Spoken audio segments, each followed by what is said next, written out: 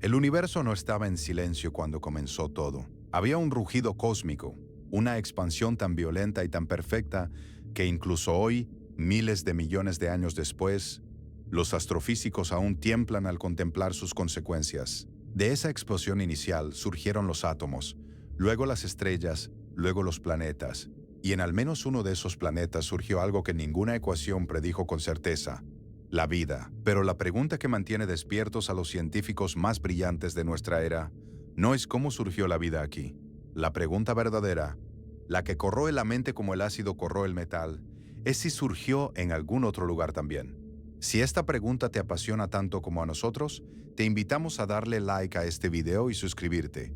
Significa mucho para nosotros seguir explorando estos misterios juntos. Imagina que pudieras retroceder 4.000 millones de años y sobrevolar la Tierra primitiva. Lo que verías no se parecería en nada al planeta azul y sereno que conocemos hoy. El cielo estaba teñido de tonos anaranjados y amarillos por una atmósfera cargada de metano, amoníaco y dióxido de carbono. Los volcanes erupcionaban sin descanso, lanzando columnas de ceniza kilométricas hacia una atmósfera que aún no contenía oxígeno. Los meteoritos caían con una frecuencia aterradora, dejando cráteres que brillaban con roca fundida durante semanas. El océano primitivo era cálido, ácido y de un color que ningún pintor humano ha reproducido jamás, un tono ocre oscuro, casi marrón, atravesado por relámpagos que iluminaban la superficie con una violencia constante. Y en medio de ese caos, algo comenzó. Nadie sabe exactamente dónde ni exactamente cómo. Los científicos debaten desde hace décadas si ocurrió en las costas rocosas donde las olas mezclaban constantemente los compuestos orgánicos, o en las profundidades del océano, donde las chimeneas hidrotermales expulsaban minerales y calor desde el interior de la Tierra. Lo que sí sabemos es que en algún momento, en algún rincón de ese mundo primitivo y violento, un conjunto de moléculas comenzó a hacer algo que ninguna piedra, ningún gas, ningún mineral había hecho antes. Comenzó a copiarse a sí mismo, comenzó a reproducirse, comenzó a cambiar, a adaptarse, a sobrevivir. Ese momento, esa chispa inicial fue el nacimiento de la biología, y desde entonces la vida no ha parado. Lo que resulta verdaderamente asombroso es que toda la biodiversidad que hoy existe en la Tierra, desde las bacterias más simples que habitan en las fuentes termales de Islandia, hasta las ballenas azules que cruzan el Pacífico, desde los hongos que descomponen los bosques tropicales hasta los seres humanos que construyen telescopios espaciales, todo desciende de aquella primera célula. Todo comparte el mismo código genético. Todo usa los mismos 20 aminoácidos para construir proteínas. Todo depende del agua para funcionar. Todo lee las instrucciones de vida escritas en el lenguaje de 4 letras del ADN. Esta uniformidad es al mismo tiempo la prueba más poderosa de nuestra historia compartida y el obstáculo más grande para imaginar la vida en otros mundos. Porque cuando intentamos pensar en seres extraterrestres, inevitablemente pensamos en versiones de nosotros mismos. Pensamos en criaturas con 2 ojos, con extremidades, con cerebros, con comportamientos que podemos reconocer. Pensamos en alienígenas que respiran, que comen, que duermen. Y al hacerlo cometemos el error más fundamental que un astrónomo puede cometer. Asumimos que el universo solo permite una forma de estar vivo.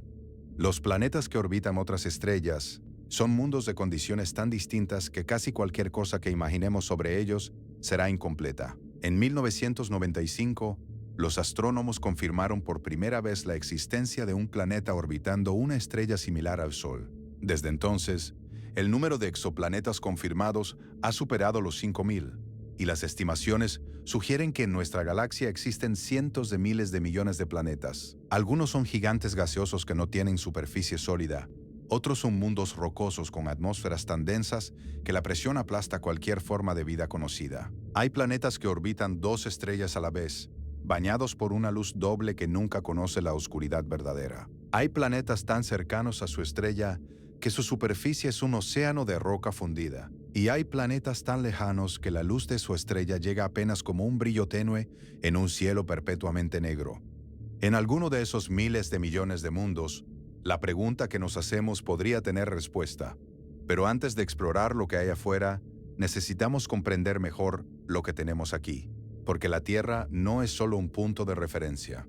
Es el único laboratorio real que tenemos para estudiar la vida. Y lo que ese laboratorio ha producido en 4.000 millones de años es mucho más extraño y más asombroso de lo que la mayoría de la gente imagina. En 1977, un equipo de geólogos marinos descendió en el sumergible Alben hacia las profundidades del Pacífico Oriental. Buscaban anomalías geológicas en el fondo del océano, grietas en la corteza terrestre, donde las placas tectónicas se separan lentamente. Lo que encontraron a casi 2 kilómetros de profundidad, en una oscuridad total donde la presión aplasta los pulmones humanos como si fueran globos vacíos, los dejó sin palabras. No porque encontraran piedras interesantes, sino porque encontraron vida. Una vida que nadie esperaba. Gusanos tubulares de 2 metros de longitud, ondeando en las corrientes termales como banderas en una tormenta silenciosa, mejillones tan grandes como platos, cangrejos blancos que se agolpaban en densidades que rivalizaban con los ecosistemas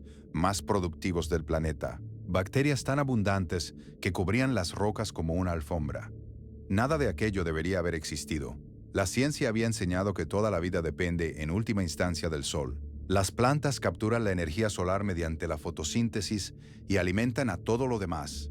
Sin luz, sin fotosíntesis, sin energía. Esa era la regla. Y esa regla acababa de romperse a 2 kilómetros de profundidad en un océano oscuro y helado, porque aquellas criaturas no dependían del sol para nada.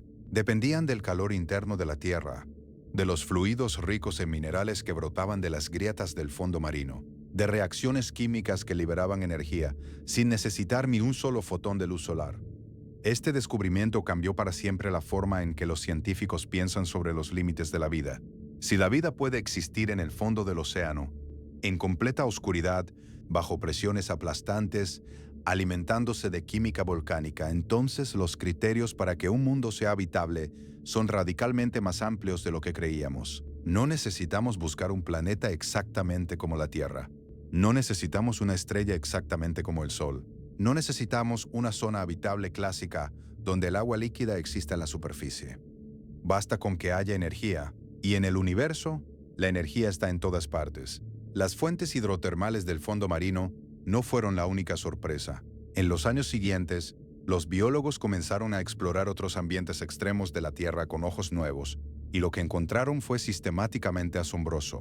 En las fuentes termales del Parque Nacional de Yellowstone, donde el agua hierve a más de 90 grados centígrados y el suelo está impregnado de ácido sulfúrico, encontraron bacterias prosperando con una vitalidad que desafiaba toda lógica conocida.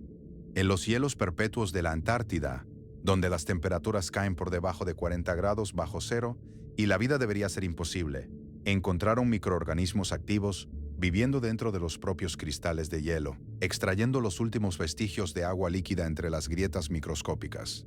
En las salinas saturadas del Mar Muerto, donde la concentración de sal es tan alta que ningún pez puede sobrevivir, encontraron arqueas, microorganismos primitivos que no solo toleran esa salinidad extrema, sino que la necesitan para funcionar.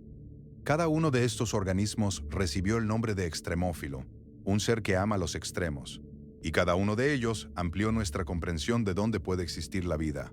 El caso más dramático quizás sea el de las bacterias que viven kilómetros bajo la superficie terrestre, no en el océano, sino dentro de la roca sólida. En minas de Sudáfrica, a más de 3 kilómetros de profundidad, los científicos han encontrado microorganismos que no tienen ningún contacto con la superficie. No les llega oxígeno del aire, no les llega luz solar, no les llega agua de lluvia. Sobreviven utilizando la energía que libera la radiactividad natural de las rocas circundantes. El uranio y el torio presentes en esas rocas emiten radiación que rompe las moléculas de agua liberando hidrógeno. Y esas bacterias usan ese hidrógeno como combustible. Llevan millones de años haciendo esto en un aislamiento absoluto, en la oscuridad más profunda, respirando piedra. Si la vida puede hacer eso aquí, ¿qué podría estar haciendo en otros lugares del sistema solar? La respuesta a esa pregunta nos lleva a uno de los descubrimientos más perturbadores y esperanzadores de la astronomía moderna. Resulta que nuestro sistema solar, ese conjunto de 8 planetas, decenas de lunas y millones de asteroides que orbitan nuestro Sol, está mucho más lleno de agua de lo que nadie imaginaba hace 50 años. Y no nos referimos al agua en forma de hielo, que sí se conocía desde hace tiempo en cometas y lunas lejanas. Nos referimos a océanos enteros de agua líquida, ocultos bajo capas de hielo, en mundos tan fríos que ningún ser humano podría sobrevivir en su superficie durante más de segundos. Europa, una de las 4 grandes lunas de Júpiter, tiene un diámetro ligeramente inferior al de nuestra luna. Su superficie es una capa de hielo brillante, cruzada por miles de líneas oscuras, que los astrónomos llaman líneas, grietas en el hielo que se forman y se cierran constantemente debido a las fuerzas gravitacionales de Júpiter. Debajo de ese hielo, a una profundidad que los científicos estiman entre 10 y 30 kilómetros, hay un océano de agua salada. Un océano que podría contener el doble de agua que todos los océanos de la Tierra combinados. Un océano que lleva miles de millones de años en contacto con el fondo rocoso de esta luna, donde las fuerzas de marea generadas por la gravedad de Júpiter mantienen el interior cálido. La misión Europa Clipper de la NASA, lanzada en octubre de 2024, está actualmente en camino hacia ese mundo. Llegará a Júpiter en 2030 y realizará docenas de sobrevuelos cercanos de Europa, estudiando su composición química, la estructura de su capa de hielo, y buscando señales de que algo podría estar ocurriendo en ese océano subterráneo. Si existen columnas de vapor que brotan de la superficie, como algunas observaciones del telescopio espacial Hubble han sugerido, el instrumento podría analizar directamente el material expulsado desde el interior del océano. No tendría que aterrizar, no tendría que perforar el hielo. Bastaría con volar a través del vapor y capturar lo que Europa está lanzando al espacio. Pero Europa no está sola en este misterio. Encélado es una luna de Saturno tan pequeña que cabría dentro de los límites de España. Tiene apenas 500 kilómetros de diámetro y, sin embargo, es uno de los mundos más extraordinarios que los seres humanos han descubierto jamás. En el polo sur de Encélado, el hielo se agrieta y por esas grietas brota agua líquida directamente al espacio. No es metáfora, no es interpretación, es un geyser activo, un chorro de vapor y partículas de hielo que se eleva cientos de kilómetros sobre la superficie y alimenta uno de los anillos de Saturno. La sonda Cassini de la NASA, que orbitó Saturno durante 13 años antes de sumergirse intencionalmente en la atmósfera del planeta en 2017. Voló a través de esos géiseres varias veces y midió directamente su composición. Lo que encontró fue revelador hasta el punto de provocar debates apasionados en conferencias científicas de todo el mundo. El material expulsado por Encélado contenía agua, por supuesto, pero también contenía moléculas orgánicas complejas, sal, partículas de sílice, que solo pueden formarse cuando el agua caliente interactúa con la roca a altas temperaturas, y gases como el hidrógeno molecular. En la Tierra, el hidrógeno molecular es producido por exactamente el tipo de reacciones que ocurren en las chimeneas hidrotermales del fondo oceánico. Y en 2023, los científicos anunciaron que los datos de Cassini también revelaban fósforo en ese material, el sexto de los 6 elementos fundamentales para la vida tal como la conocemos. Piénsalo, una luna diminuta de Saturno, tan pequeña que podría pasar desapercibida en el sistema solar si no fuera por esos géiseres extraordinarios. Tiene en su océano subterráneo todos los ingredientes que la vida necesita. Energía química procedente de reacciones hidrotermales. Carbono, hidrógeno, nitrógeno, oxígeno, fósforo, azufre, la receta completa. No es prueba de que haya vida allí, pero es la demostración más clara que hemos encontrado de que el universo no escatima ingredientes. Y luego está Titán. Titán es la luna más grande de Saturno, y es un mundo que parece diseñado para desconcertar. Tiene una atmósfera espesa, de presión comparable a la de la Tierra, compuesta principalmente de nitrógeno con trazas de metano. Esa atmósfera está llena de neblina naranja, un smog fotoquímico creado cuando los rayos ultravioleta del Sol reaccionan con el metano en la parte superior de la atmósfera. Durante décadas, esa neblina impidió que los telescopios vieran la superficie. Los científicos sabían que algo había allá abajo, pero no podían verlo. En enero de 2005, la sonda Huygens de la Agencia Espacial Europea descendió a través de esa neblina y durante más de 2 horas transmitió imágenes y datos mientras caía lentamente hacia la superficie. Lo que reveló fue uno de los paisajes más extraños jamás fotografiados por una nave espacial humana. Había montañas, había valles fluviales claramente tallados por líquido en movimiento, había orillas que parecían playas, había lo que claramente parecían ríos, lagos y mares, pero el líquido no era agua. En Titán, con temperaturas superficiales de 179 grados bajo cero, el agua está tan sólida como el granito. Lo que fluye en Titán, lo que forma sus ríos y llena sus mares es metano líquido y etano. Hidrocarburos, el mismo material que en la Tierra usamos como combustible, que en Titán cae como lluvia y se acumula en lagos del tamaño de los grandes lagos de Norteamérica. Esto plantea una pregunta que los científicos llevan años debatiendo con creciente intensidad. ¿Podría existir vida en esos mares de metano? No vida como la que conocemos, que necesita agua, sino algo completamente diferente, basado en una química que nunca ha existido en la Tierra, que funciona a temperaturas en las que cualquier molécula terrestre estaría congelada y rígida. En 2015, investigadores de la Universidad de Cornell publicaron un estudio teórico que proponía un tipo de membrana celular capaz de funcionar en metano líquido. En la Tierra, las membranas celulares están hechas de fosfolípidos, moléculas que se organizan espontáneamente en bicapas gracias a su interacción con el agua. Sin agua, esas moléculas no formarían nada útil. Pero los científicos de Cornell propusieron que ciertas moléculas de nitrógeno podrían hacer algo análogo en metano líquido a temperaturas criogénicas. Llamaron a esta estructura hipotética azotosoma. Y aunque nadie la ha creado en laboratorio, ni la ha observado en Titán, su existencia teórica abre una puerta a posibilidades que nos habíamos negado a considerar. La misión Dragonfly de la NASA, diseñada para explorar Titán usando un dron que vuela a través de su atmósfera densa, está programada para llegar a esta luna en la década de 2030. No irá directamente a los mares de metano, al menos no en su fase inicial. Explorará regiones donde el hielo de agua y los compuestos orgánicos se mezclan, lugares donde podría haber ocurrido química prebiótica similar a la de la Tierra primitiva. Pero sus descubrimientos inevitablemente informarán las misiones futuras que podrían por fin bajar una sonda al interior de esos mares de metano naranja.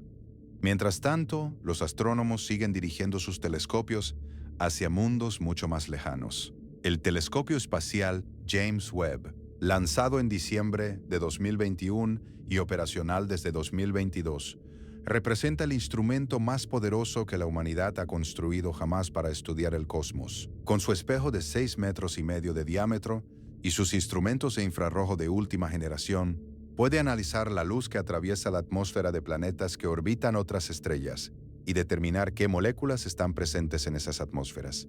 Esta técnica, llamada espectroscopía de tránsito, funciona porque cuando un planeta pasa frente a su estrella, una fracción minúscula de la luz estelar atraviesa la atmósfera del planeta, y cada molécula absorbe longitudes de onda específicas. Al medir qué longitudes de onda faltan en la luz que llega a nosotros, podemos deducir qué moléculas están presentes. En años recientes, el James Webb ha comenzado a detectar moléculas en las atmósferas de exoplanetas con una precisión sin precedentes. Ha encontrado dióxido de carbono, agua, metano y otras moléculas en mundos a decenas de años, luz de distancia. No ha detectado aún ninguna biosignatura inequívoca, ninguna señal que solo pueda explicarse con la presencia de vida.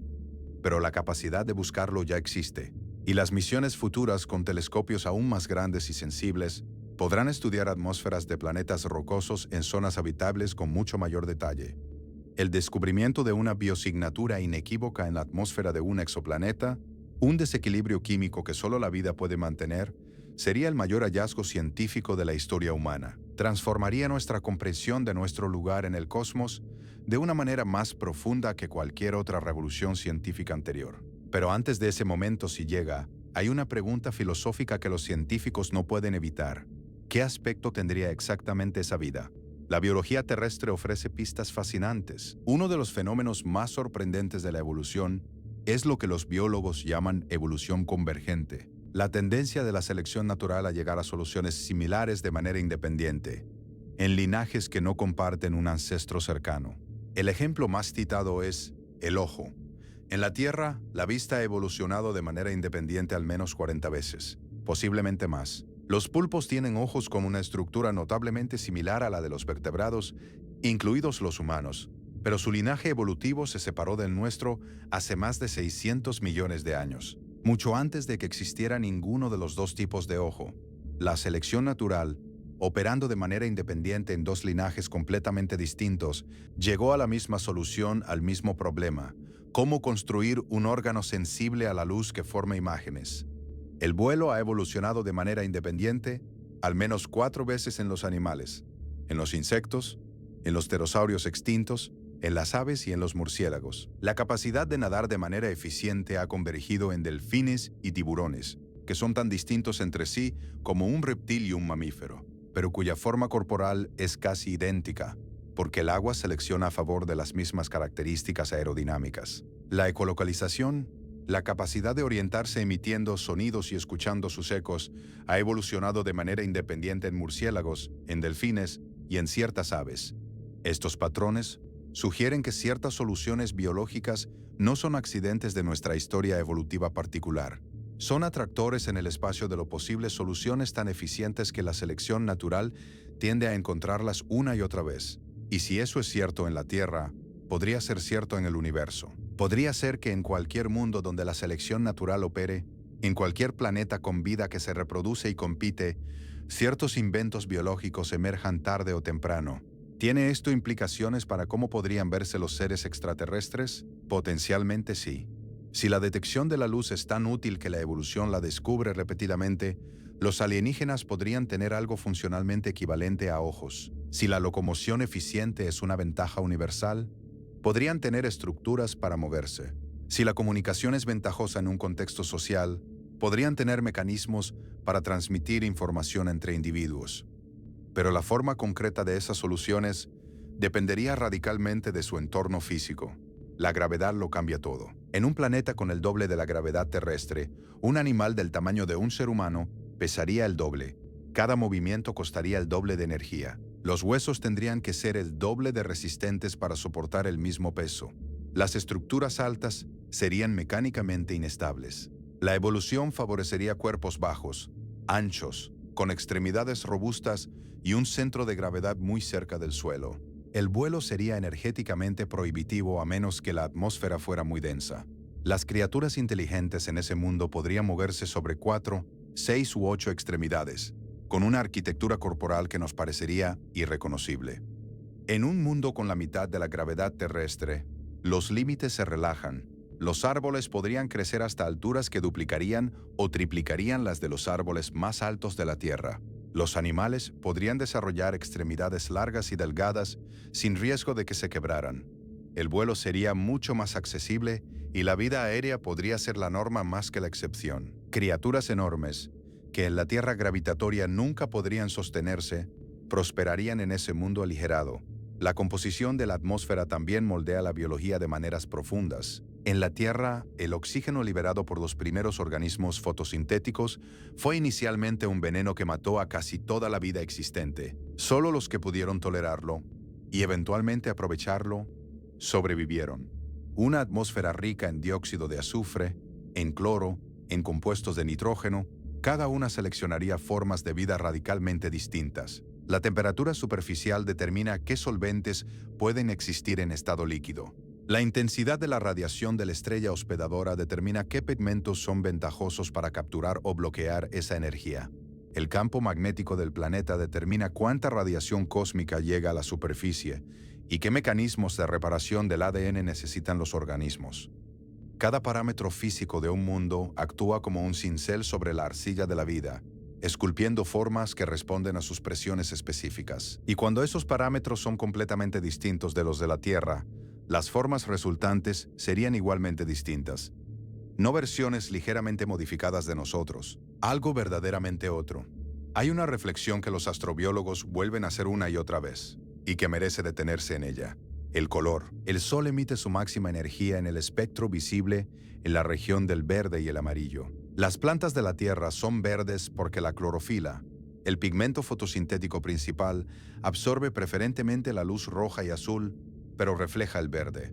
Pero si un planeta orbitara una estrella diferente, con un espectro de emisión diferente, los organismos fotosintéticos de ese planeta evolucionarían para absorber las longitudes de onda más abundantes. Una estrella más fría y rojiza, como las enanas M, que son el tipo de estrella más común en la galaxia, emite principalmente luz infrarroja y roja.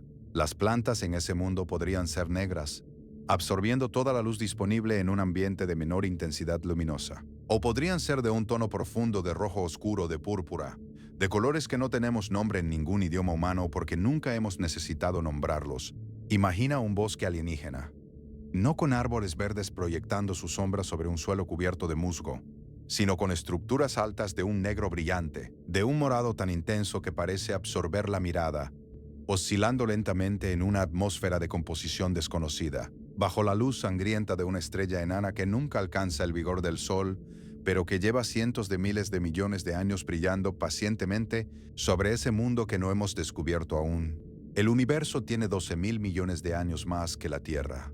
Las estrellas más antiguas de la galaxia se formaron cuando el universo tenía apenas unos cientos de millones de años. Si la vida puede surgir en planetas como la Tierra, podría haber surgido mucho antes, en mundos que ahora ya no existen porque sus estrellas envejecieron y murieron. Pero en los mundos que aún existen alrededor de estrellas viejas, la vida podría llevar miles de millones de años más de evolución que nosotros. Esta es la dimensión más perturbadora del problema. Si la inteligencia emerge dado suficiente tiempo, podría haber civilizaciones en nuestra galaxia con miles de millones de años más de historia que la nuestra. Sus tecnologías serían tan avanzadas respecto a las nuestras que comparar ambas sería como comparar un hacha de sílex con el telescopio James Webb. No habría lenguaje común, no habría escala de referencia compartida. Podrían existir entre nosotros en formas que no reconocemos como vida o como inteligencia, porque sus modos de existencia estarían tan lejos de los nuestros como los nuestros están del modo de existencia de una bacteria. Esta posibilidad lleva inevitablemente a la pregunta que más ha obsesionado a los científicos del siglo XX y XXI, la paradoja de Fermi. En el verano de 1950, el físico italiano Enrico Fermi estaba almorzando con varios colegas en el Laboratorio Nacional de Los Álamos cuando, en medio de una conversación sobre objetos voladores no identificados, preguntó en voz alta algo que pareció simple, pero que desde entonces ha dado vueltas en la cabeza de todos los que piensan en serio sobre el cosmos. ¿Dónde están todos? Si la galaxia tiene cientos de miles de millones de estrellas y muchas de ellas tienen planetas, y la vida puede surgir en condiciones variadas, y la inteligencia puede evolucionar dada suficiente complejidad y tiempo, entonces el universo debería estar bullendo de civilizaciones. Debería haber señales en todas las frecuencias del espectro electromagnético. Debería haber artefactos, megaestructuras, pruebas visibles de que mentes enormemente avanzadas han estado transformando el cosmos durante eones. Y sin embargo, miramos al cielo y no encontramos nada. Silencio, oscuridad, un universo que se comporta exactamente como si estuviéramos solos. Este silencio tiene muchas explicaciones posibles y ninguna de ellas es completamente satisfactoria. Quizás la vida es extraordinariamente rara.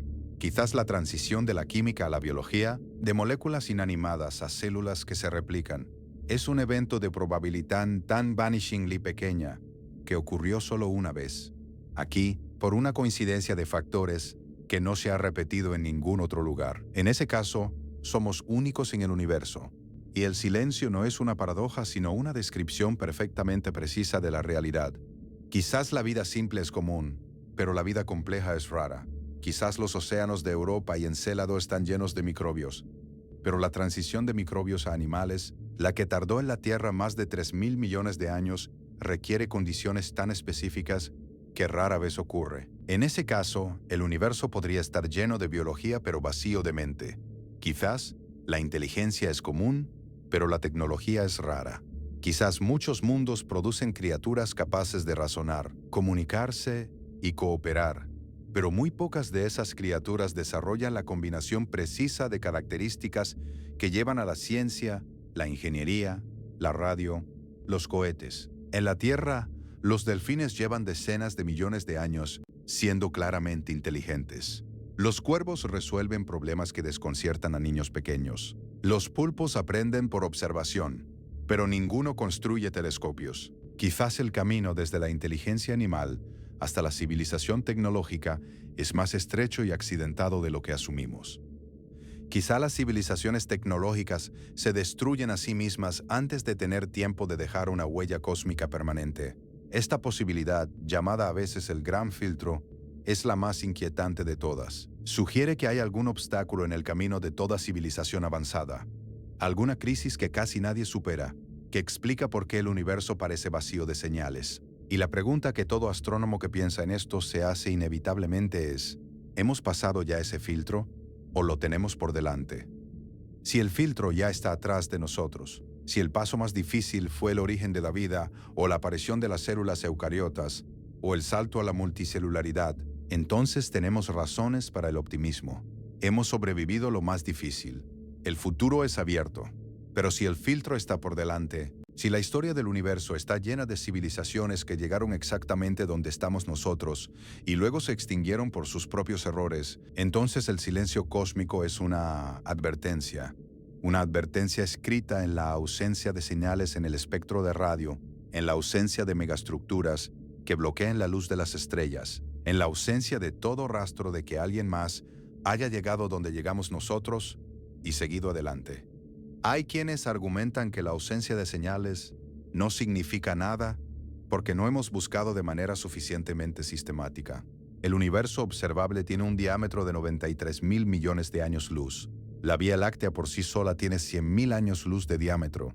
Nuestra búsqueda de señales de radio de civilizaciones extraterrestres, que comenzó formalmente en 1960, con el proyecto OSMA dirigido por Frank Drake, ha cubierto apenas una fracción ínfima del espacio de frecuencias y direcciones posibles. Es como tirar un cubo de agua al Océano Pacífico y concluir que el océano está vacío porque el cubo vino de regreso lleno de agua limpia. Pero otros señalan que el silencio sigue siendo significativo, porque las civilizaciones avanzadas no tienen que estar cerca de nosotros para hacerse notar. Una civilización con millones de años de ventaja tecnológica podría modificar su estrella, construir estructuras del tamaño de planetas, transformar el espectro de emisión de sistemas estelares enteros de maneras que cualquier telescopio suficientemente sensible podría detectar desde miles de años luz de distancia. Y no vemos nada de eso en ningún lugar del cielo. El Breakthrough Listen Initiative, lanzado en 2015 con una inversión de $100 millones y el apoyo de algunos de los científicos más prominentes del mundo, es el programa de búsqueda de inteligencia extraterrestre más ambicioso de la historia. Monitorea millones de estrellas en un amplio rango de frecuencias, con instrumentos infinitamente más sensibles que cualquier radiotelescopio de las décadas anteriores. Hasta ahora, no ha confirmado ninguna señal artificial de origen extraterrestre. El silencio continúa. Pero hay quienes creen que el silencio podría ser una ilusión nacida de nuestros propios límites perceptivos. Una civilización que lleva 1 millón de años de ventaja tecnológica sobre nosotros podría comunicarse a través de métodos que ni siquiera hemos descubierto todavía. Podría usar ondas gravitacionales que no detectamos de manera rutinaria hasta 2015, cuando los observatorios LIGO captaron por primera vez las ondas producidas por la fusión de 2 agujeros negros. Podría usar la física del entrelazamiento cuántico de maneras que aún no comprendemos. Podría haber trascendido la comunicación electromagnética por completo. De la misma manera que nosotros hemos trascendido la señalización con humo, pero seguimos siendo completamente incapaces de detectar la señalización con humo de una civilización que usara ese método, si no supiéramos qué buscar y dónde mirar. O quizás el problema es más sutil y más inquietante. Quizás el problema es que no reconocemos la inteligencia cuando la encontramos porque estamos buscando inteligencia que se parece a la nuestra. Los pulpos son uno de los animales más citados en este contexto. Su linaje evolutivo se separó del nuestro hace más de 600 millones de años. Han evolucionado en un ambiente completamente diferente. El océano, donde los desafíos son distintos, los sentidos son distintos, el metabolismo es distinto. Su sistema nervioso es radicalmente diferente al nuestro. La mayor parte de sus neuronas no están en el cerebro, sino distribuidas por los 8 brazos, lo que significa que cada brazo tiene una autonomía parcial y puede tomar decisiones locales, sin consultar al cerebro central. Cambian de color y de textura en milisegundos para comunicarse, para camuflarse, para expresar estados que nosotros nunca hemos necesitado expresar. Aprenden por observación, resuelven problemas, tienen algo que parece personalidad. ¿Los llamaríamos inteligentes si los encontráramos en otro planeta? Probablemente. Pero si su física fuera más diferente de la nuestra, si sus señales de comunicación fueran inalcanzables para nuestros sentidos o instrumentos, si su metabolismo ocurriera a velocidades que hacen que su escala temporal sea incompatible con la nuestra, podríamos pasar literalmente a través de ellos sin reconocerlos como nada más que química interesante. Este es el problema de lo que los filósofos de la biología llaman la alteridad radical. La vida como la conocemos es una muestra de uno.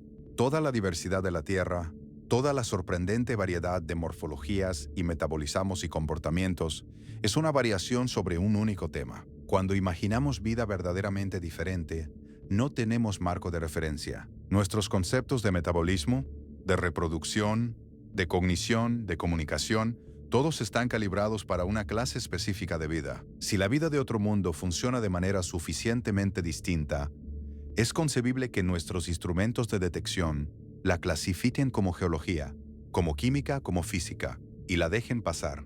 Por eso algunos científicos han comenzado a proponer una redefinición radical de lo que buscamos cuando buscamos vida. En lugar de buscar moléculas específicas asociadas con la biología terrestre, proponen buscar firmas de proceso. La vida, independientemente de su química específica, hace ciertas cosas que la distinguen de la materia inerte. Mantiene el orden interno frente a la tendencia universal hacia el desorden. Procesa información, responde a su entorno, se reproduce con variación, evoluciona. Estas propiedades podrían manifestarse de maneras muy distintas dependiendo del substrato químico subyacente, pero podrían dejar huellas detestables independientemente de esa química. Desequilibrios moleculares que solo la metabolización activa puede mantener. Complejidad informacional que solo surge de sistemas que procesan y replican información. Patrones que se repiten y varían de maneras que la química estocástica pura no produce.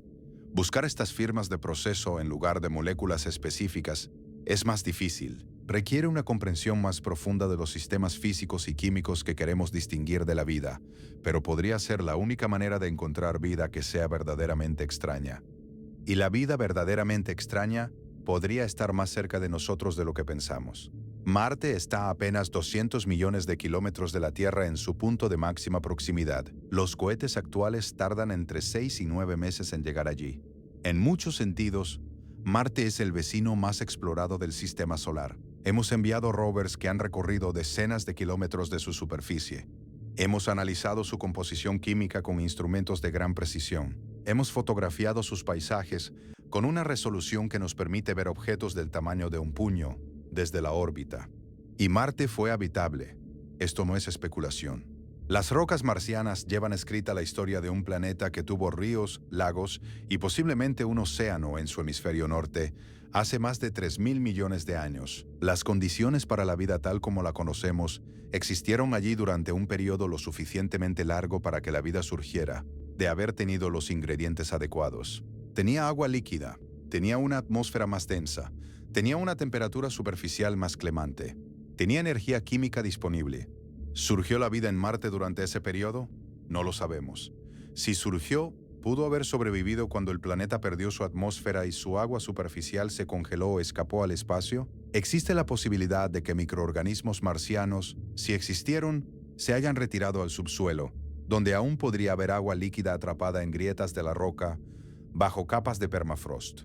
El rover Perseverance está actualmente recolectando muestras de rocas marcianas que serán devueltas a la Tierra en una misión conjunta de la NASA y la Agencia Espacial Europea prevista para la próxima década. Cuando esas muestras lleguen a los laboratorios terrestres, los científicos podrán analizarlas con instrumentos de una sensibilidad infinitamente superior a la que ningún rover puede llevar. Si hay biosignaturas en esas rocas, si hay rastros de vida pasada o presente, los encontraremos. Y si los encontramos, nada volverá a ser igual. No solo porque sabremos que no estamos solos, sino porque en ese momento, la pregunta no será si hay vida ahí fuera. La pregunta será, ¿cuán diferente es esa vida de la nuestra? Si los microbios marcianos comparten el código genético terrestre, usaran ADN y ARN, construirán proteínas con los mismos aminoácidos. Eso sugeriría una conexión entre los dos mundos. Meteoritos que viajan entre Marte y la Tierra podrían haber transportado vida en ambas direcciones hace miles de millones de años. En ese caso, estaríamos emparentados con los marcianos de una manera que va mucho más allá de la metáfora. Pero si los microbios marcianos son completamente distintos, si usan moléculas diferentes para almacenar información genética, si metabolizan de maneras que no tienen equivalente en la Tierra, si son tan ajenos a nuestra biología que solo se reconocen como vivos porque procesan energía y se replican, entonces habríamos encontrado un origen de vida completamente independiente, una segunda génesis. Y si la vida surgió 2 veces en el mismo sistema solar, en 2 planetas vecinos, en condiciones distintas, en momentos distintos, entonces la conclusión sería inevitable. La vida no es un accidente extraordinario. La vida es lo que hace el universo cuando tiene la oportunidad. Esa conclusión cambiaría más que la ciencia. Cambiaría la filosofía, la ética, la manera en que los humanos nos relacionamos con el resto de lo que existe. Cambiaría nuestra percepción de lo que somos. Pero hay algo más que la ciencia nos obliga a considerar, y es la naturaleza de la inteligencia misma. Porque durante la mayor parte de la historia de la vida en la Tierra, la inteligencia en el sentido en que la entendemos no existía. Los dinosaurios dominaron el planeta durante 160 millones de años y no construyeron nada que no fuera un nido. Los trilobites habitaron los mares durante 300 millones de años y dejaron fósiles, pero no tecnología. La inteligencia humana, en la escala del tiempo evolutivo, es un fenómeno absolutamente reciente. Un parpadeo en la historia de 4.000 millones de años del planeta. ¿Es la inteligencia inevitable, dado suficiente tiempo y complejidad evolutiva? ¿O es un accidente frágil que podría no haberse producido si el asteroide de hace 66 millones de años hubiera errado su trayectoria y los dinosaurios hubieran sobrevivido? Los paleontólogos debaten esto con apasionamiento. Hay quienes señalan que incluso sin los mamíferos dominando el planeta, algún otro linaje habría producido eventualmente cerebros complejos. Hay quienes señalan que sin la extinción de los dinosaurios, los mamíferos nunca habrían tenido espacio para diversificarse. Y sin esa diversificación, quizás no habría primates. Y sin primates, quizás no habría llegado la inteligencia que construyó este mundo. Lo que sí sabemos es que la inteligencia ha surgido múltiples veces en la Tierra, en linajes completamente independientes. Corvidos como los cuervos y las urracas tienen coeficientes de inteligencia relativa que rivalizan con los de los grandes simios. Los cetáceos como los delfines y las orcas tienen estructuras cerebrales complejas y vidas sociales ricas. Los pulpos resuelven problemas. Incluso los peces presentan comportamientos que sugieren niveles de cognición social sorprendentes. La inteligencia, en un sentido general, parece ser un atractor evolutivo. Dado un ambiente suficientemente complejo y variable, la selección natural favorece la capacidad de aprender, de adaptarse, de planear. Pero la inteligencia que construye civilizaciones tecnológicas parece ser mucho más específica. ¿Requiere manos, o algo análogo a las manos, para manipular el entorno? ¿Requiere un ambiente que ofrezca recursos suficientes para sostener comunidades grandes? ¿Requiere una escala de tiempo biológico que permita la acumulación y transmisión de conocimiento de una generación a la siguiente? ¿Requiere quizás ciertos accidentes históricos que empujen a una especie en la dirección correcta en el momento correcto? Si cualquiera de esas condiciones es rara, la inteligencia tecnológica podría ser extremadamente escasa. Y si es extremadamente escasa, el silencio cósmico tendría una explicación natural, no porque el universo esté vacío de vida, sino porque el universo está lleno de vida que nunca aprende a usar la radio. Pero si las condiciones para la inteligencia tecnológica son relativamente comunes, entonces el silencio es verdaderamente una paradoja, y su resolución podría ser la noticia más perturbadora de la historia de la ciencia, porque implicaría que algo elimina a las civilizaciones tecnológicas antes de que puedan dejar su huella en el cosmos.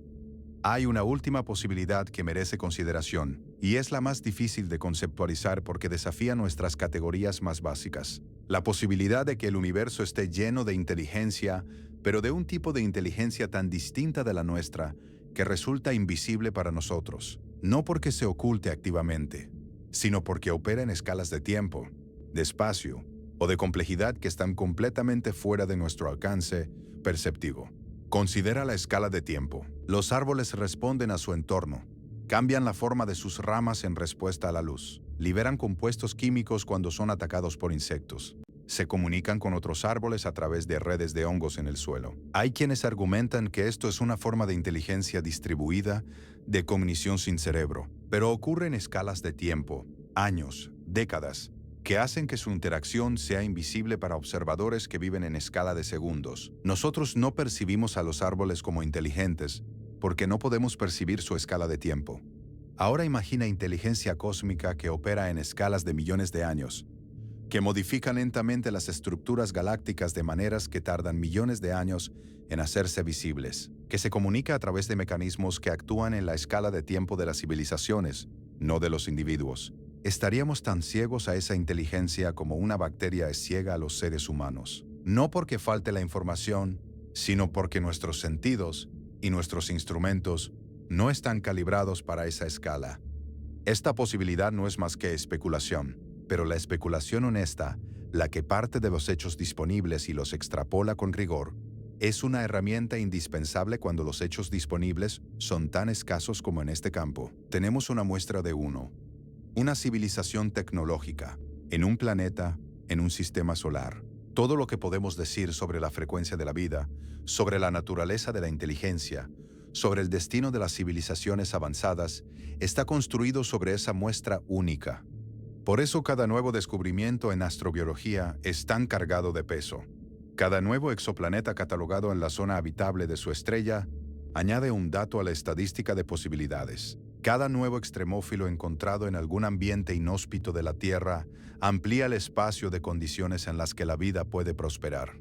Cada nueva molécula orgánica detectada en el espacio interestelar confirma que los ingredientes de la biología están repartidos por toda la galaxia con generosidad. Y hay algo que ha quedado muy claro en las últimas décadas de exploración. El universo no es un lugar estéril, es un lugar orgánico, en el sentido más literal. Las nubes moleculares que flotan entre las estrellas contienen aminoácidos, azúcares simples, nucleobases que son los bloques de construcción del ARN. Los meteoritos que han caído sobre la Tierra llevan en su interior docenas de aminoácidos, incluyendo varios que no se encuentran en ningún organismo terrestre. La química prebiótica, la química que precede y posibilita el origen de la vida, parece ser un proceso natural y ubicuo del cosmos. El universo fabrica los ingredientes de la vida de manera rutinaria. La pregunta es si también fabrica la vida misma con la misma rutina. La respuesta llegará. No sabemos cuándo. No sabemos de qué forma llegará. Si como un espectro anómalo en la atmósfera de un exoplaneta, si como un microbio en una muestra de roca marciana, si como un compuesto inesperado en el vapor de Encelado, si como una señal de radio que ningún fenómeno natural puede explicar, pero llegará, y cuando llegue, los seres humanos experimentarán algo que ninguna generación anterior ha experimentado: la certeza de que este universo vasto y antiguo y aparentemente indiferente produjo algo más que roca y gas y polvo de estrellas.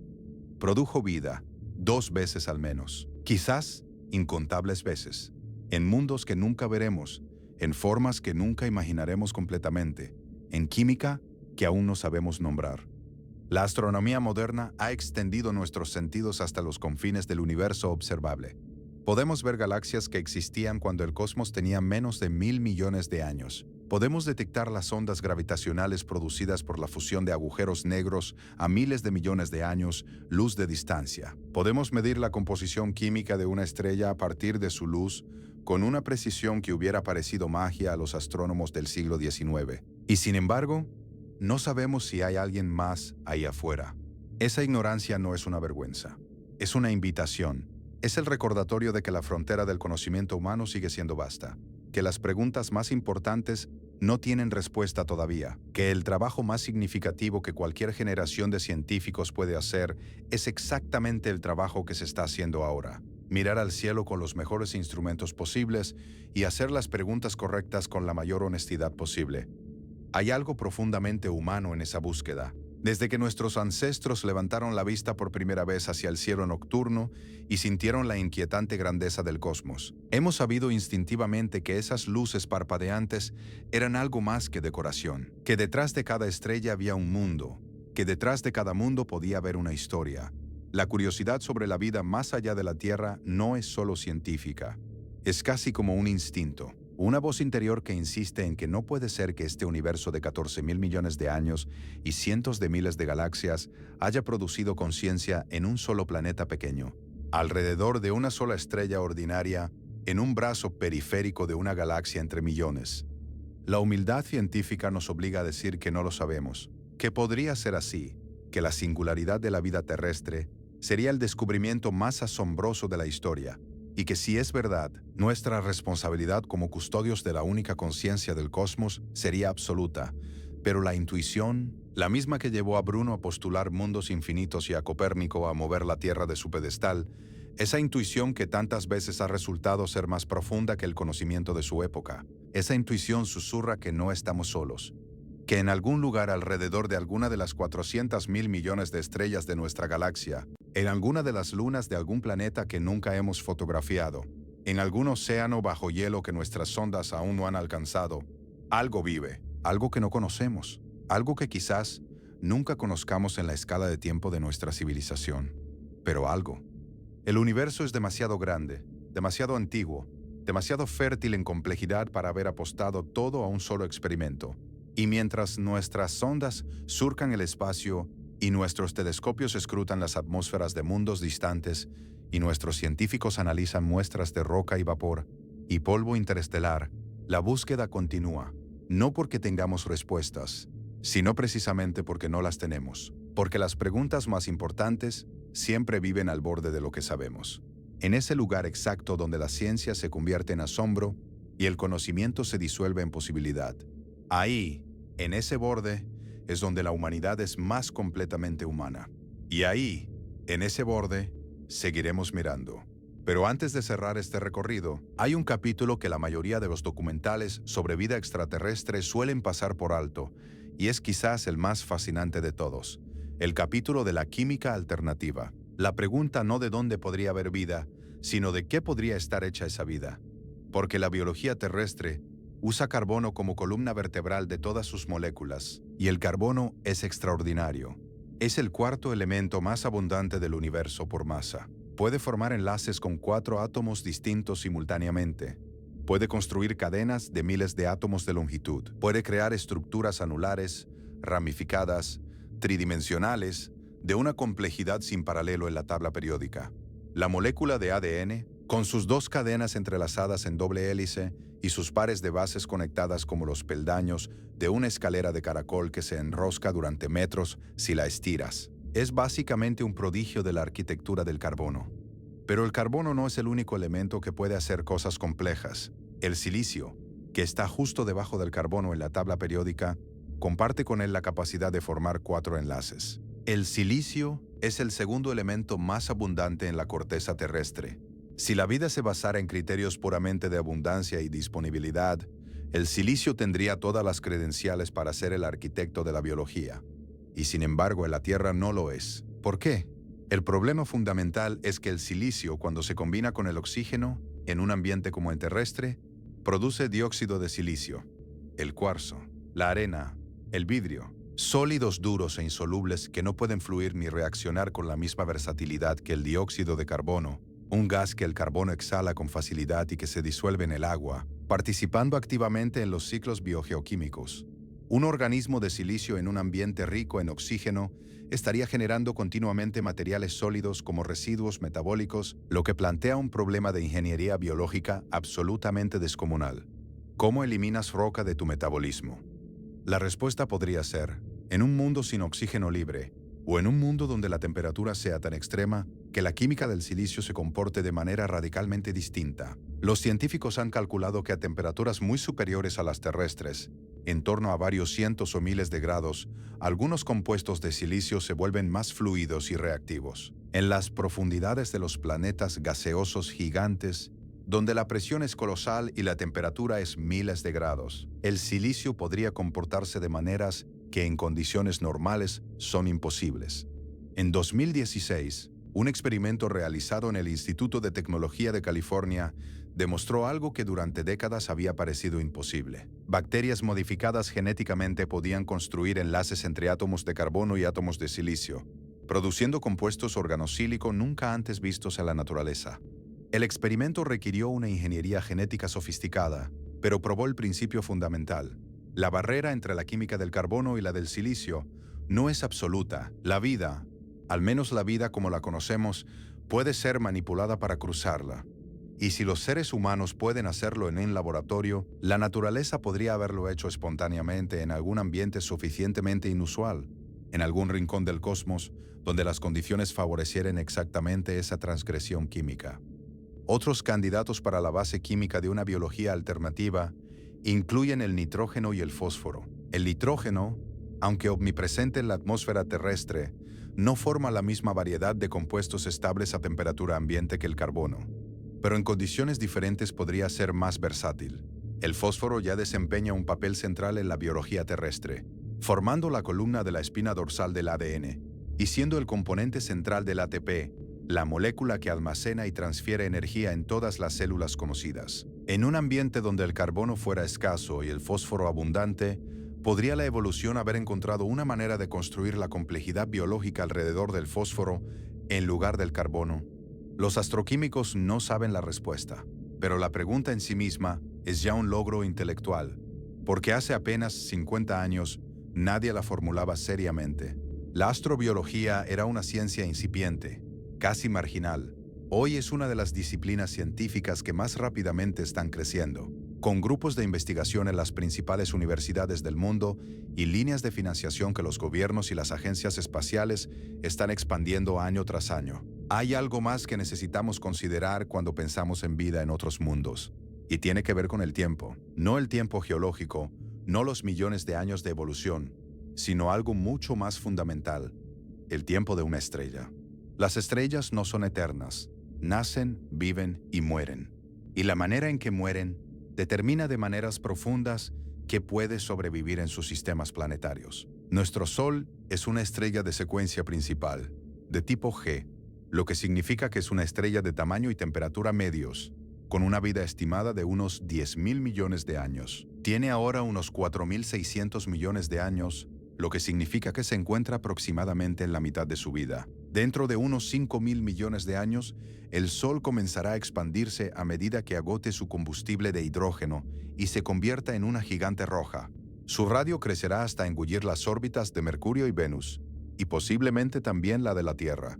La vida en la Tierra, tal como existe hoy, habrá terminado mucho antes de eso, cuando el calor creciente del Sol evapore los océanos en unos 1.000 millones de años. Pero el tipo de estrella más común en la galaxia no es el Sol. Es la enana roja, o estrella de tipo M. Las enanas rojas representan más del 70% de todas las estrellas de la Vía Láctea. Son más pequeñas, más frías y enormemente más longevas que el Sol. Una enana roja típica puede vivir entre 10 y 100 veces más que nuestro Sol, con las más pequeñas brillando pacientemente durante billones de años. Para que tengas perspectiva, el universo tiene aproximadamente 14.000 millones de años, y las enanas rojas más pequeñas han ni siquiera llegado a la mitad de sus vidas. Un planeta habitando la zona habitable de una enana roja donde el agua líquida podría existir en la superficie, tendría potencialmente billones de años de evolución biológica por delante. ¿Qué podría producir la selección natural en un planeta con esa escala de tiempo disponible? Es algo que ninguna mente humana puede imaginar. Nosotros llegamos a la tecnología en menos de 4.000 millones de años. Una civilización con 10 veces más tiempo podría haber alcanzado formas de existencia que trascienden completamente cualquier categoría que podamos concebir. Pero los planetas alrededor de las enanas rojas también tienen problemas específicos.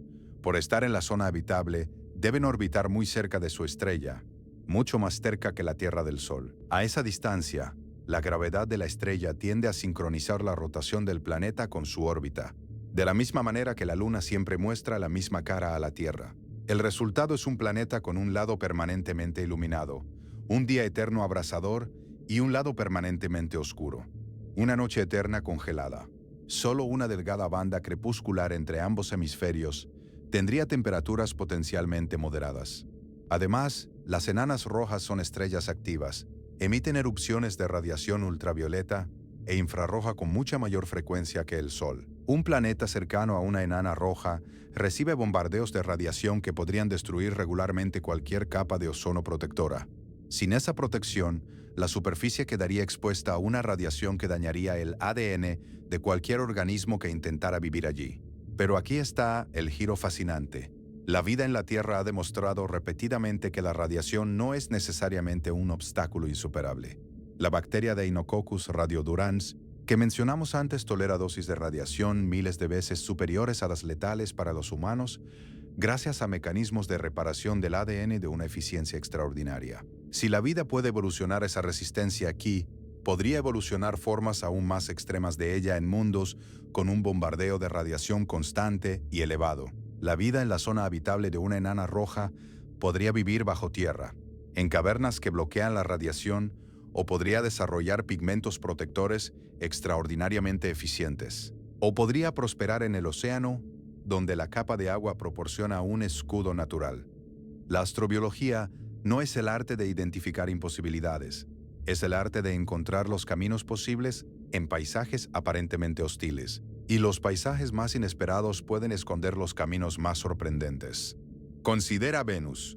En el imaginario popular, Venus es el planeta del infierno, un mundo cuya superficie alcanza casi 500 grados centígrados, cuya atmósfera es tan densa que la presión superficial es 90 veces la de la Tierra al nivel del mar, cuyos cielos están cubiertos por nubes de ácido sulfúrico. Ningún ser vivo que conocemos podría sobrevivir en la superficie de Venus durante fracciones de segundo. Las sondas soviéticas que aterrizaron allí en las décadas de los 70 y 80 comenzaron a desintegrarse en menos de 2 horas antes de que el calor y la presión las destruyeran completamente. Pero Venus tiene capas, y en las capas altas de su atmósfera, entre los 45 y los 60 kilómetros de altitud, algo sorprendente ocurre. La temperatura cae, la presión disminuye. En esa banda específica de la atmósfera venusiana, la temperatura ronda los 0 y los 60 grados centígrados, y la presión es comparable a la de la superficie terrestre. Si pudieras flotar en esa zona sin que te corroera el ácido sulfúrico de las nubes, podrías hacerlo en condiciones que no son tan distintas de las que encuentras en algunas regiones de la Tierra. En 2020, un equipo de investigadores anunció la detección de fosfina en la atmósfera de Venus. La fosfina es un compuesto de fósforo e hidrógeno que en la Tierra es producido principalmente por bacterias anaeróbicas, por ciertos procesos industriales humanos y en muy pequeñas cantidades por procesos geológicos. La cantidad detectada en la atmósfera de Venus era difícilmente explicable por los procesos no biológicos conocidos. La interpretación más directa, aunque no la única posible, era que algo estaba produciendo fosfina de manera continua allí arriba. El anuncio generó uno de los debates más encendidos en la comunidad astrobiológica de los últimos años. Otros equipos cuestionaron la metodología del análisis espectroscópico. Algunos propusieron mecanismos geológicos no considerados en el estudio original.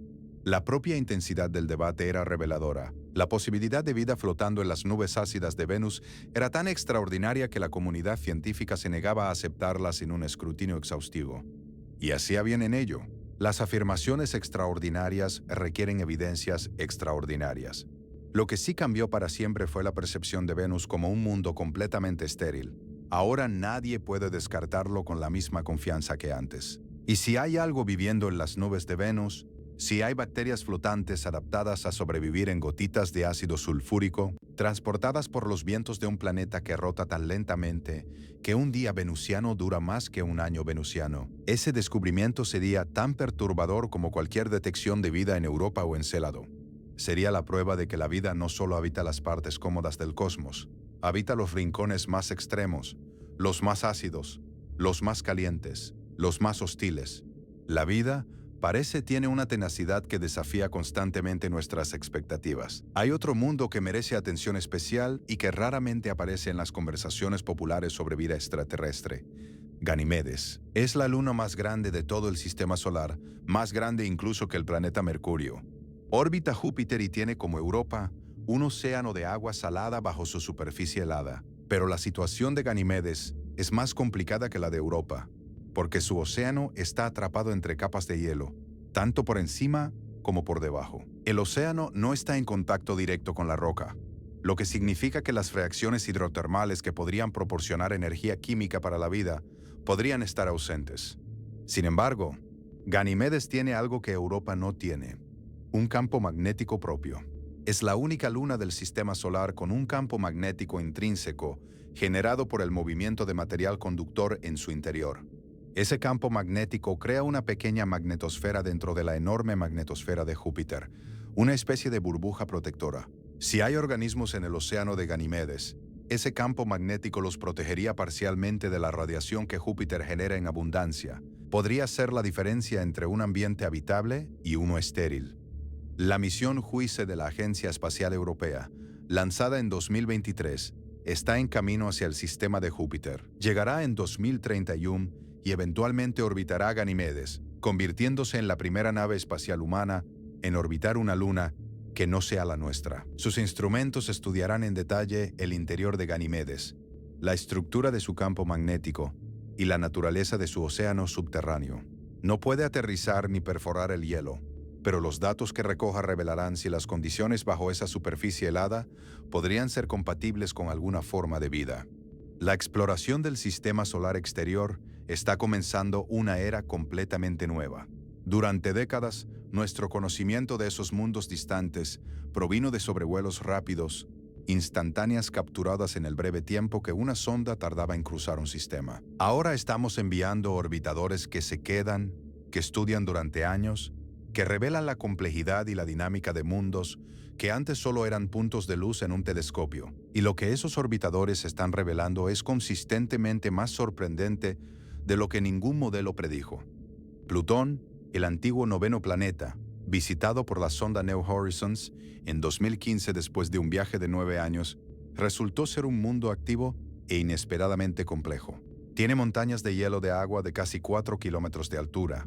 Tiene llanuras de nitrógeno helado que fluyen lentamente como glaciares. Tiene una atmósfera tenue pero real. Y tiene, según los modelos, un posible océano de agua líquida bajo su superficie, mantenido por el calor residual de su interior y quizás por la presencia de sales que reducen el punto de congelación. Si Plutón, un mundo tan pequeño y tan lejano que durante años ni siquiera estuvimos seguros de que fuera un planeta, tiene un océano subterráneo, entonces los océanos subterráneos no son excepciones en el sistema solar, son la regla. Ese reconocimiento cambia la ecuación del origen de la vida de manera fundamental. Si el agua líquida puede existir casi en cualquier parte donde haya calor interno, independientemente de la distancia a la estrella, entonces la zona habitable del sistema solar no es la delgada franja entre Venus y Marte, donde el agua puede existir en la superficie. La zona habitable del sistema solar se extiende desde el Sol hasta los confines del sistema, oculta bajo capas de hielo calentada desde abajo en lugar de desde arriba. Y lo que es cierto en nuestro sistema solar probablemente sea cierto en todos los sistemas estelares, lo que significa que el número de mundos potencialmente habitables en la galaxia no es de miles ni de millones, es de miles de millones, quizás de decenas de miles de millones. Esta abundancia de posibilidades no garantiza que haya vida, pero hace que la ausencia de vida sea cada vez más difícil de explicar. Hay una perspectiva que los científicos raramente discuten públicamente, pero que está implícita en toda la astrobiología moderna. Y es la perspectiva temporal. Nosotros somos una civilización muy joven. La astronomía moderna, la física cuántica, la biología molecular, la astrofísica que nos permite estudiar exoplanetas, todo esto tiene menos de 100 años. La exploración espacial directa con sondas y rovers tiene menos de 70. En términos cósmicos, somos absolutamente recientes. Acabamos de abrir los ojos. Hay estrellas en la Vía Láctea que tienen 12.000 millones de años. Si tienen planetas, y muchas los tienen, esos planetas llevan 12.000 millones de años expuestos a la química del cosmos. 12.000 millones de años es casi el triple de la edad de la Tierra. 3 veces más tiempo para que la evolución haga su trabajo. Si nosotros, en 4.000 millones de años, pasamos de bacterias primitivas a civilizaciones tecnológicas capaces de enviar sondas a Plutón y detectar el átomo de agua en la atmósfera de un planeta a cientos de años luz de distancia. ¿Qué podría haber alcanzado una civilización con 3 veces más tiempo disponible? Es una pregunta que hace que la imaginación humana alcance sus límites y se detenga, mareada. No podemos imaginar lo que seríamos dentro de 10.000 años. La brecha entre los primeros humanos anatómicamente modernos de hace 300.000 años y nosotros hoy es ya abismal. Imagina una brecha de 1000 veces mayor. Imagina una civilización que ha tenido ese tiempo para explorar la física, la biología, la matemática, para modificarse a sí misma, para modificar su entorno, para expandirse a través del espacio. Su tecnología sería para nosotros indistinguible de la magia. Sus formas de comunicación serían invisibles para nuestros instrumentos. Sus estructuras físicas podrían estar tan perfectamente integradas con su entorno que parecerían naturaleza. Y quizá, solo quizás, eso explica parte del silencio. No que no haya nadie, sino que los que hay son tan avanzados que sus señales son incomprensibles para nosotros, de la misma manera que las conversaciones de los físicos cuánticos son incomprensibles para un chimpancé que las escucha. No porque el chimpancé sea estúpido, sino porque la brecha de complejidad cognitiva es demasiado grande. Pero esto también significa algo esperanzador, que hay tiempo, que si la humanidad sobrevive, si aprende a gestionar los riesgos que sus propias capacidades tecnológicas generan, si desarrolla la sabiduría colectiva necesaria para existir durante siglos y milenios, en lugar de autodestruirse en siglos, entonces el futuro de nuestra especie es de una riqueza que apenas podemos intuir. El cosmos es viejo, pero aún no ha terminado. Las estrellas seguirán brillando durante billones de años. Hay tiempo, en la escala del universo, para que una civilización joven como la nuestra crezca hasta alcanzar preguntas que aún ni siquiera sabemos formular.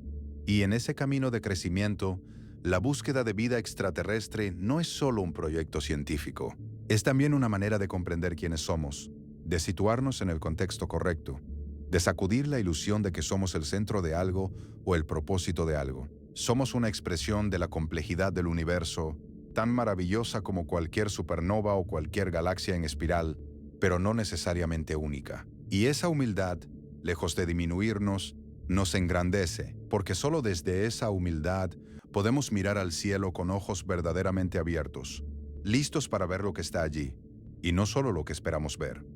Hay una historia que los astrónomos cuentan a veces cuando hablan de la dificultad de encontrar vida en otros mundos. Es la historia de la mosca en la habitación. Imagina que quieres saber si hay moscas en una habitación grande y oscura. No puedes encender la luz.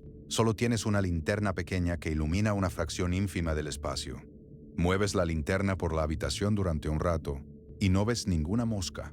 ¿Concluyes que no hay moscas? No. Concluyes que no has visto ninguna mosca en el pequeño porcentaje del espacio que has iluminado. Y sabes que las moscas, además, pueden moverse, pueden estar ocultas detrás de objetos, pueden ser tan pequeñas que tu linterna las pase por alto, aunque apuntes directamente hacia ellas. Así estamos con la búsqueda de vida extraterrestre. La linterna que tenemos es poderosa para nuestra escala humana, pero ínfima para la escala del cosmos. El universo observable tiene 93.000 millones de años luz de diámetro. La Vía Láctea tiene 100.000 años luz. Hemos explorado con detalle una fracción infinitesimal de eso. El silencio que hemos encontrado no es el silencio del cosmos, es el silencio de nuestra propia pequeñez. Pero la linterna se está haciendo más potente cada año. El James Webb ya ha superado en capacidad a todo lo que existía antes. Los observatorios de nueva generación que se están construyendo, como el Extremely Large Telescope en Chile, con su espejo de casi 40 metros de diámetro, ampliarán nuestra visión de manera radical. Las misiones a Europa y a Encélado y a Titán llevarán instrumentos que hace 20 años eran ciencia ficción. Los algoritmos de aprendizaje automático están empezando a escrutar cantidades de datos astronómicos que ningún equipo humano podría revisar manualmente, buscando patrones anómalos, señales que no encajen con lo esperado. La búsqueda se está acelerando, y en algún momento de esa aceleración, quizá pronto, quizá no tanto, encontraremos algo que no tiene explicación sin la vida. Cuando ese momento llegue, la humanidad necesitará estar preparada para la pregunta que inevitablemente seguirá. ¿Y ahora qué? Porque encontrar vida en otro mundo no es el final de la historia. Es el comienzo de una historia mucho más complicada y más rica. Si es vida microbiana, necesitaremos decidir cómo relacionarnos con ella. Si está en Europa o en Encélado, tenemos derecho a explorar directamente esos océanos y arriesgarnos a contaminarlos con nuestra propia biología. ¿Cómo protegemos a organismos que nunca han evolucionado junto a los nuestros y que podrían ser devastados por el simple contacto con los microbios que los seres humanos llevamos a todas partes? Si es vida inteligente, las preguntas son aún más complejas. ¿Respondemos a sus señales? ¿Compartimos nuestra tecnología? ¿Intentamos aprender de la suya? ¿Qué derechos tienen los seres que no son humanos pero que son claramente conscientes y racionales? ¿Cómo gestionamos el choque de civilizaciones que ningún protocolo diplomático humano ha contemplado jamás porque nunca ha sido necesario? Estas preguntas no son ciencia ficción. Son preguntas que los astrobiólogos, los filósofos, los juristas internacionales y los responsables de las agencias espaciales ya están empezando a formular, con la seriedad que merece una posibilidad que ya no es solo teórica. El Instituto SETI y otros organismos internacionales tienen protocolos provisionales para gestionar el primer contacto. Son imperfectos, por supuesto. No pueden serlo de otra manera cuando el escenario que intentan gestionar no tiene precedente en la historia humana. Pero existen, y su existencia es, en sí misma, una señal de que la humanidad está tomando en serio la posibilidad de que ese primer contacto llegue. Hay una dimensión del asunto que rara vez se discute en los contextos científicos, pero que no puede ignorarse.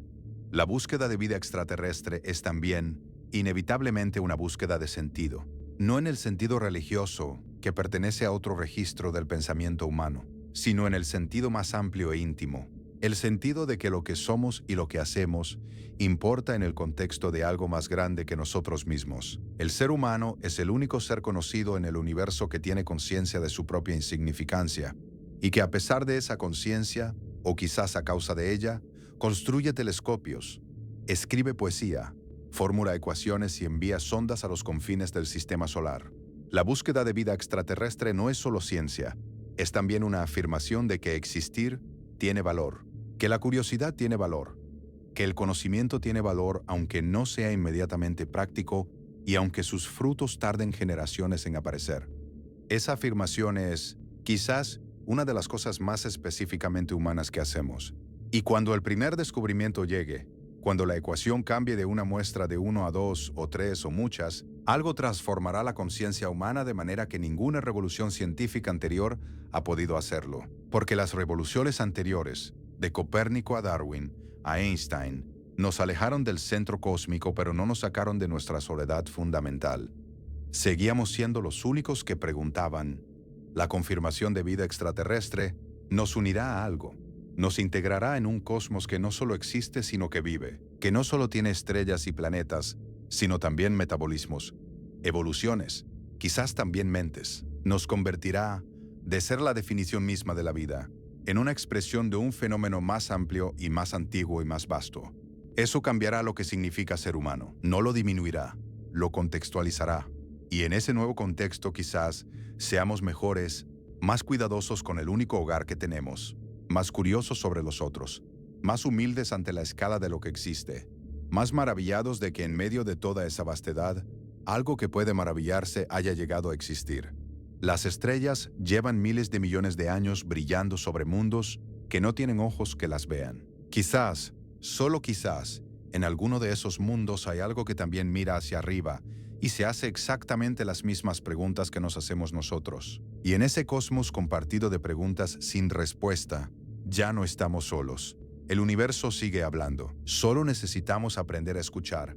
Y aprender a escuchar significa también aprender a escuchar en lenguajes que no hemos inventado todavía. Uno de los desafíos más profundos de la astrobiología moderna no es tecnológico sino filosófico. ¿Cómo reconocemos algo que es radicalmente distinto de todo lo que conocemos? El problema no es de instrumentos, es de categorías. Nuestros conceptos de vida, de organismo, de metabolismo, de reproducción, están construidos exclusivamente a partir de la biología terrestre. Son como una red de pesca con malla de un tamaño específico, captura perfectamente todo lo que tiene el tamaño correcto, pero deja pasar todo lo que es más pequeño o más grande o de forma diferente.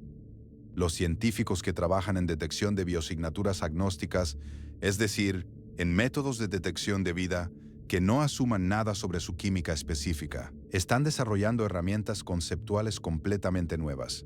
Una de las más prometedoras es la idea de la complejidad funcional, que es la noción de que la vida, independientemente de sus ingredientes, produce patrones de complejidad que la materia inerte no genera. Una célula es más compleja que una piedra, no porque tenga más átomos, sino porque sus átomos están organizados de maneras que la piedra no puede replicar, de maneras que procesan información, que mantienen estructuras contra la tendencia universal hacia el desorden, que producen más complejidad a partir de los recursos disponibles. Detectar esa complejidad funcional en una muestra alienígena, sin saber de qué está hecha la muestra, requiere matemáticas sofisticadas. Se han propuesto medidas de complejidad algorítmica, análisis de información de Shannon, técnicas de detección de patrones que provienen originalmente de la informática y la teoría de la información y que ahora se están adaptando para uso en astrobiología. La idea es que si puedes demostrar que una muestra tiene más complejidad informacional de la que podría generar la química aleatoria, eso es una señal de que algo la está organizando activamente, algo que tiene las características funcionales de la vida, aunque no reconozcas ninguna de sus moléculas. Esta aproximación es aún experimental, no ha sido probada en condiciones reales, pero representa exactamente el tipo de pensamiento que necesitamos si queremos encontrar vida que sea verdaderamente diferente de la nuestra. Hay también un aspecto de la búsqueda que tiene que ver con el tiempo de respuesta. Si detectamos una biosignatura en la atmósfera de un exoplaneta a, digamos, 40 años luz de distancia, lo que estamos viendo es la luz que salió de ese planeta hace 40 años. No sabemos qué está pasando allí ahora mismo. Y si quisiéramos enviar una señal y recibir respuesta, el ciclo mínimo sería de 80 años, asumiendo que alguien respondiera inmediatamente. Pocas instituciones humanas sobreviven 80 años sin cambiar radicalmente. Una conversación con una civilización a 40 años luz implicaría una coordinación intergeneracional de una sofisticación que ninguna cultura humana ha logrado mantener todavía. A cientos de años luz, los ciclos de comunicación se vuelven completamente incompatibles con la escala temporal de la vida individual humana. Cualquier intercambio significativo requeriría el compromiso de una civilización entera durante generaciones. Requeriría instituciones capaces de mantener un proyecto durante siglos sin perder la continuidad, el contexto y el propósito. Requeriría una madurez cultural que honestamente la humanidad aún no ha demostrado de manera convincente. Quizás esa es también parte de la respuesta al silencio. Quizás el universo está lleno de civilizaciones que se han detectado mutuamente a través de sus biosignaturas, o incluso a través de señales de radio, pero que aún no han encontrado la manera de tener una conversación real a través de las distancias que las separan. Quizás la galaxia es como un salón enorme donde todos se han visto de lejos, pero nadie ha podido cruzar el salón para saludarse, porque el salón es literalmente tan grande que cruzarlo lleva más tiempo que una vida humana. En ese contexto, la detección de biosignaturas sería ya un logro extraordinario.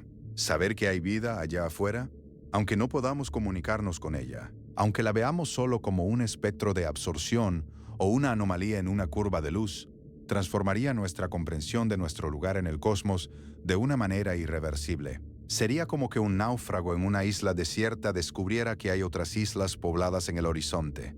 No puede llegar a ellas todavía. No puede hablar con sus habitantes. Pero saber que están ahí cambia todo. Cambia la pregunta de si sobrevivir tiene sentido. Cambia la motivación para seguir construyendo balsas. Cambia la esperanza. La astrobiología en su nivel más profundo no es solo la búsqueda de vida en otros mundos.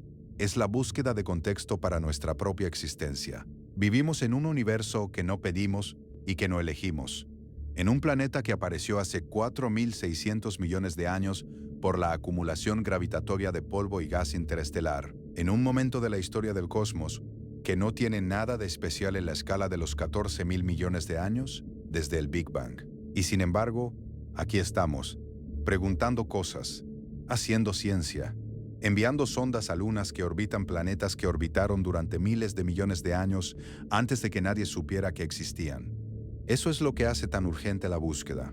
No porque la vida extraterrestre nos sea útil en un sentido inmediato, sino porque su existencia o su ausencia nos dice algo fundamental sobre el tipo de universo en el que vivimos. Un universo con vida en todas partes es un universo donde la complejidad y la organización son tendencias naturales, donde el cosmos tiene inclinación hacia lo vivo. Un universo donde solo la Tierra tiene vida es un universo donde somos una anomalía de proporciones inconcebibles, un experimento único en miles de millones de años de química cósmica. Ambas posibilidades son igualmente asombrosas, ambas igualmente merecedoras de estudio y de asombro. Los instrumentos mejoran, las misiones se lanzan, los telescopios se construyen, los algoritmos analizan datos con una velocidad y una sensibilidad que ningún científico de la generación anterior pudo imaginar. La red se hace más fina, la linterna más potente, el oído más agudo.